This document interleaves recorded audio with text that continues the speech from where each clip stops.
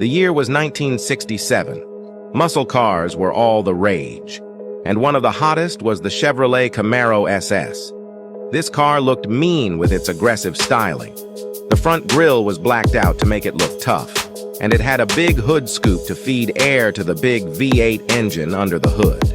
When you turned the key, the SS cammed out 307 V8 engine roared to life. It made over 300 horsepower, more than enough to roast the tires. The shifter went into first gear with a solid thunk.